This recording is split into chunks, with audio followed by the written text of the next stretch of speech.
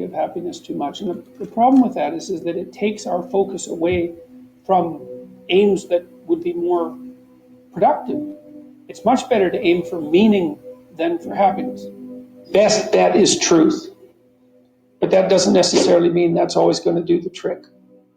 Right? I mean, sometimes you go fight a dragon and it eats you. And if you being eaten wasn't a real possibility, it wouldn't be a real fight.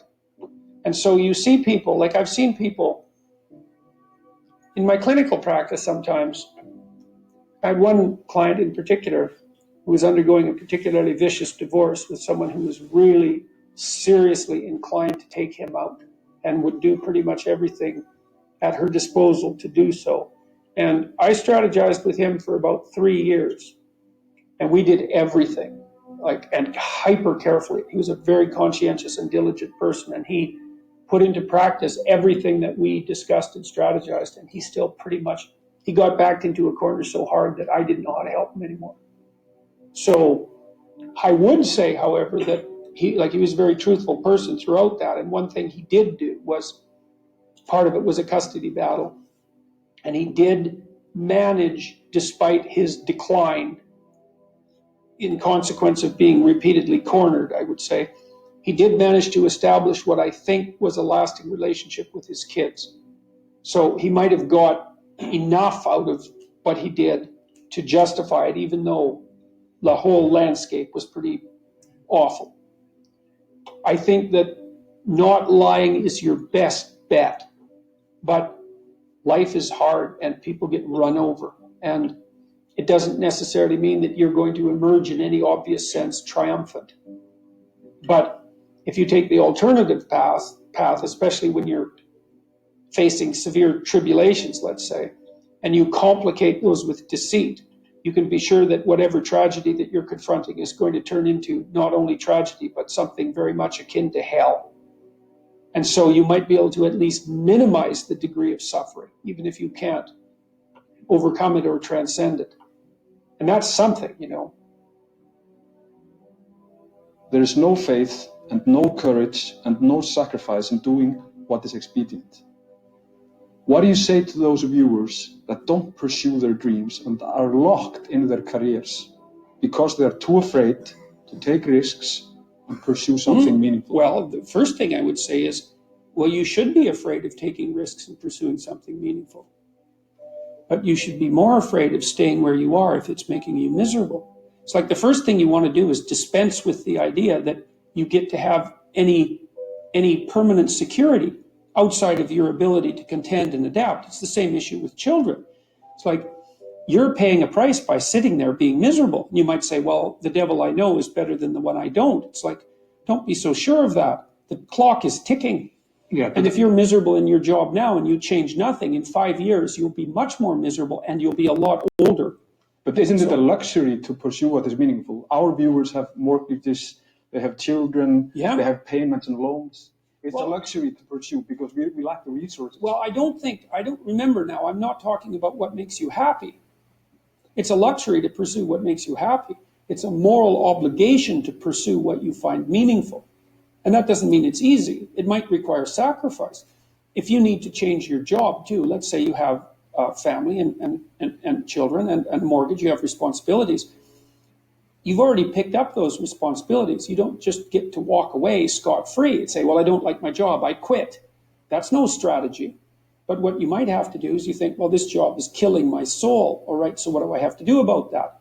Well, I have to look for another job. Well, no one wants to hire me. It's like, okay, maybe you need to educate yourself more. Maybe you need to update your curriculum vitae, your resume. Maybe you need to overcome your fear of being interviewed.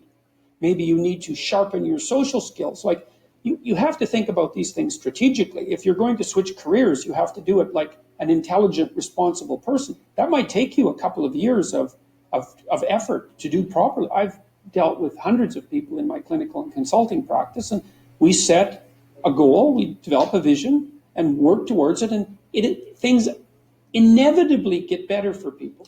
So it's not a luxury, it's difficult. It's a moral responsibility, and it isn't happiness. It's not, the pursuit isn't for happiness. It's a moral responsibility to pursue what is meaningful. Absolutely. Yeah. more radical the necessary change, the more pain that accompanies it. Like the more opportunity as well. And a lot of what we learn painfully. And so it's not surprising that people shrink away from learning. We learn in pain and anxiety very frequently. Everyone knows that. Like the things that you really learned in life, it's like, it was no joy, man. Like it took you out. And so the fact that people flee from that is hardly surprising. But it doesn't help, that's the thing. It just stores up the catastrophe for later. And so the better idea is to eat a little poison every day so that you don't have to overdose in a month. It's something like that. And it is the case that I think because you aren't forced to, first of all, you don't learn unless you're forced to learn. I know there's alternatives to that. There's the voluntary search for knowledge, and that's a fine thing, and that is an antidote to this. But apart from that, speaking more practically, you tend not to learn unless you're forced to learn, and what you tend to learn by force are difficult lessons. And so people are very prone to not seek that out. It's not surprising, but it's because they don't understand the consequences very well. It's because they're convinced that there's some way of forestalling the necessary learning, and there isn't any way of forestalling it. All you do is make it worse in the future. You make yourself smaller, and you make the lesson harder. And so that's why in so many religious doctrines there's emphasis on humility. And humility isn't to debase yourself. It's to understand that you don't know enough so that your life isn't going to be miserable.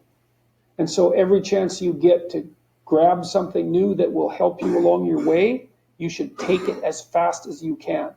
But you have to have a very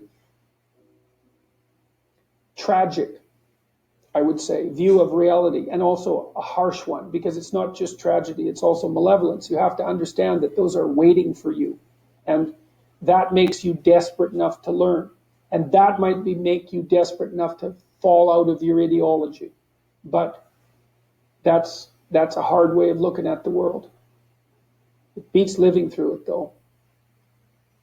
Continual circling, in some sense, of who you could be. You might notice, for example, that there are themes in your life. When you go back across your experiences, you see you kind of have your typical experience that sort of repeats itself.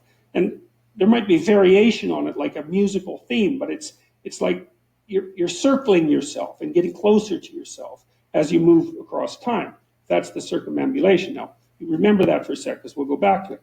Okay, so imagine that something glimmers before you. It's an interest that's dawning, and you decide, well, first of all, you're paralyzed. You think, well, how do I know if I should pursue that? It's probably a stupid idea. And the proper response to that is, you're right, it probably is a stupid idea, because almost all ideas are stupid. And so the probability that as you move forward on your adventure that you're going to get it right the first time is zero. It's just not going to happen. And so then you might think, well, maybe I'll just wait around until I get the right idea, and which people do, right? So they're like 40-year-old, 13-year-olds, which is not a good idea. And so they wait around until it's waiting for Godot, until they finally got it right. But the problem is you're too stupid to know when you've got it right. So waiting around isn't going to help, because even if the perfect opportunity manifested itself to you in your incomplete form, the probability that you would recognize it as the perfect opportunity is zero. You might even think it's the worst possible idea that you've ever heard of anywhere. Highly likely, highly likely. So there's Nietzsche called that a will to stupidity, which I really liked.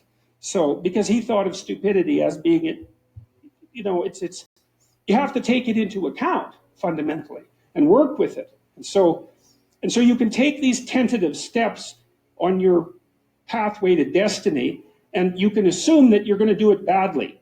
And that's really useful, because you don't have to beat yourself up. It's pretty easy to do it badly. But the thing is, it's way better to do it badly than not to do it at all. So you start your path and you think that you're heading, towards your star. And so you go in that direction. And then, because you're here, the world looks a particular way. But then when you move here, the world looks different, and you're different as a consequence of having made that voyage. And so what that means is that now that thing that glimmers in front of you is going to have shifted its location. because you weren't very good at specifying it to begin with, and now that you're a little sharper and more focused than you were, it's going to reveal itself with more accuracy to you. And so then you have to take a, it's almost like a 180-degree reversal. But it isn't, because, you've gone this far, and that's a long ways to get that far. But that's a lot farther than you would be if you just stayed where you were, waiting. And so it doesn't matter that you overshoot continually, because as you overshoot, even if you don't learn what you should have done, you're going to continually learn what you shouldn't keep doing. And if you learn enough about what you shouldn't keep doing, then that's tantamount at some point to learning at the same time what you should be doing. So it's okay. So it's like this. Now, what's cool about it, though, I think, is that as you progress, the degree of overshooting starts to decline, right? And that we know that there's nothing hypothetical about that. As you learn a new skill, like even to play a song on the piano, for example, you overshoot madly. You're making all sorts of mistakes to begin with, and then the mistakes, they disappear. So anyways, the fact that you're full of faults doesn't mean you have to stop. And thank God for that. That's a really useful thing. And the fact that you're full of faults doesn't mean that you can't learn. And so you can posit an ideal, and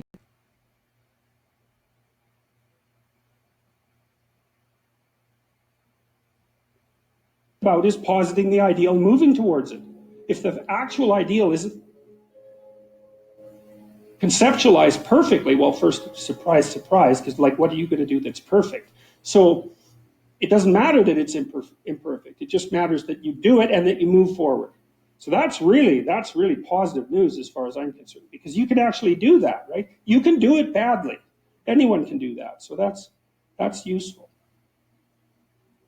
We're built for struggle, us human beings. You're not after the bubbles of bliss that Dostoevsky described in Notes from Underground. We're built to contend with the world. We're built to contend with reality. You want a challenge, and the best way that you can take on a challenge, because a challenge fortifies you. So you don't want to be secure, you want to be strong. And you get strong by taking on optimal challenges. And so you lay out your destiny in the world, and you take the slings and arrows of fate, and you make yourself stronger while you're doing so. And you might fail, and fortune might do you in, but it's your best bet. And people have extracted unbelievable successes out of catastrophic failures.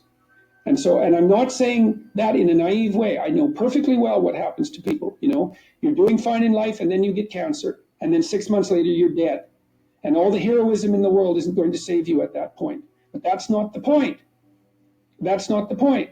Life is bounded by mortality, but that doesn't mean that you don't get out there and contend, and you develop by contending, and you minimize the net amount of suffering in the world.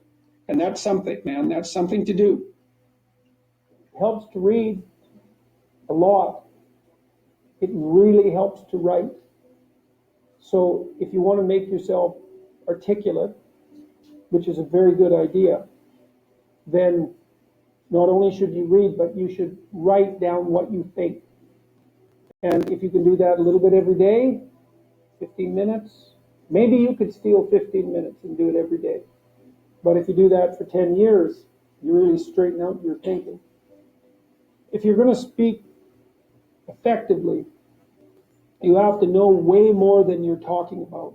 So this is often difficult for beginning lecturers at university, because they'll do a lecture on a topic, but they only know as much as they're saying in the lecture, and they get kind of stuck to their notes because of it. But you want to know 10 times as much as you are saying in the lecture, and then you can specify a stepping path through it and elaborate with the other things that you know. But to do that, you have to do a lot of reading. But you also have to do a lot of reading, because that's where the synthesizing comes. So that's on the input side. And then on the output side, well, there's some techniques, let's say. Is like if you're speaking in front of a group, you are not delivering a talk to a group. That's not what you're doing. The talk isn't a packaged thing that you present to a group. There isn't a group. There's a bunch of individuals. and you talk to them. So when I talk to a group, I always talk to people one at a time. And that makes it easier too, because you know how to talk to a person. It's like, can you talk to 1,000 people? Well, probably not, because it's too intimidating. But there isn't 1,000 people there. There's 1,000 individuals. And so you just look at an individual and you say something, and you can tell if they're engaged. They look confused, or they look interested, or they look angry, or they look bored, or maybe they're asleep, in which case you look at someone else. And they give you feedback about how you're doing. And so one thing is to have something to say, yeah, but the next thing is pay attention to who you're talking to. Because unless you're very badly socialized, and that seems unlikely in your case, because you present yourself at least moderately well, and well, I mean, I don't know you very well, but on first sight, you're doing fine. So the probability that if you pay attention to the individuals that you're talking to, that your natural wealth of social skill will manifest itself is extremely high. And so you don't deliver a talk to an audience. That's a really bad way of thinking about it. You're actually engaged in a conversation with an audience. Even if they're not talking, they're nodding and shifting position and, looking like this, and you can pull all that in and use it to govern the level at which you're addressing the entire audience. So the last thing I would say is, well, having the aim to be a good communicator is a good start. And you think, well, I could buttress that to some degree. Well, there isn't anything that you can possibly, this is the whole point of a liberal education.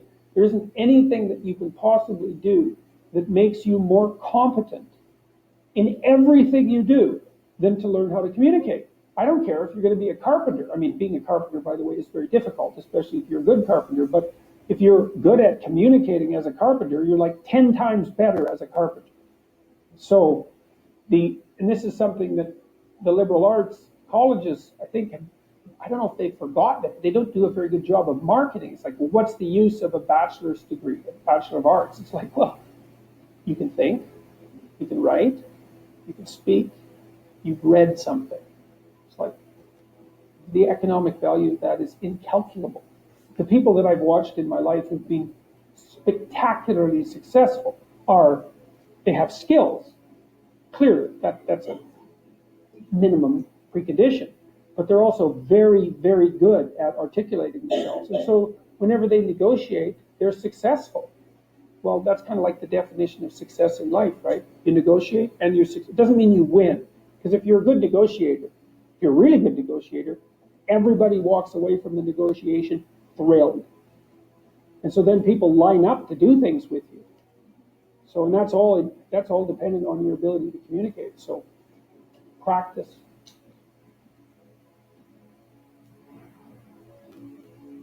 There's a great hunger for information that is practical and useful and that helps people find meaning in their lives and orient themselves. There's a great hunger for that. And